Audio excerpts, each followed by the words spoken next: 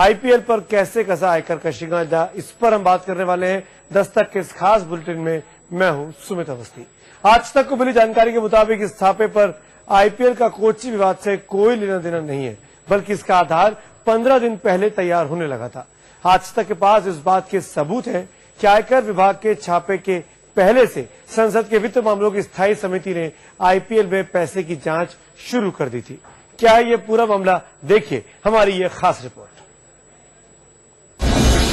आयकर के फंदे में आईपीएल, इनकम टैक्स के जाल में ललित मोदी, क्या है पर्दे के पीछे का सच?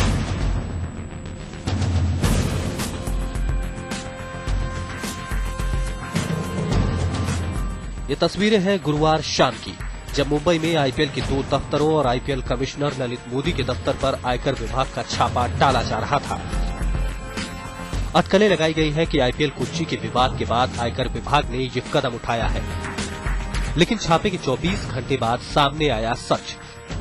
इस छापे के पीछे वजह आईपीएल कोच्चि का विवाद नहीं है, बल्कि इसकी वजह है आयकर का गड़बड़छाला। आज तक के हाथ लगे हैं कुछ दस्तावेज, जिससे खुलासा होता है कि बीसीसीआई और आईपीएल पर आयकर विभाग का शिकंजा कसने की शुरुआत 15 दिन पहले ही हो गई थी।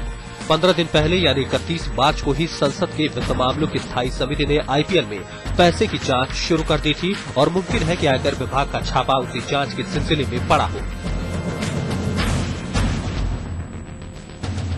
दस्तावेजों के मुताबिक 31 मार्च 2010 को संसद में वित्त मामलों की स्थायी समिति ने वित्त सचिव से बाकायदा ये पूछा था कि उसे ये बताया जाए कि बीसीसीआई, आईपीएल और आईपीएल की तमाम फ्रेंचाइजी को टैक्स में जो छूट दी जाती है वो कितनी है।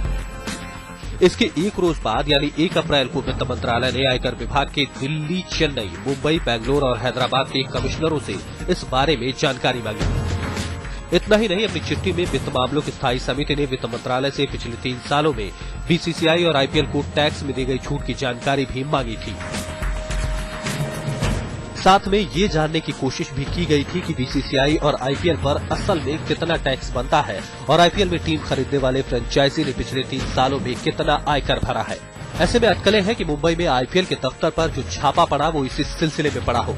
साथ ही अटकलें ये भी है कि आयकर मामले की पड़ताल ने आईपीएल कमिश्नर ललित मोदी को नए सिरे से विवादों में घसीट लिया है।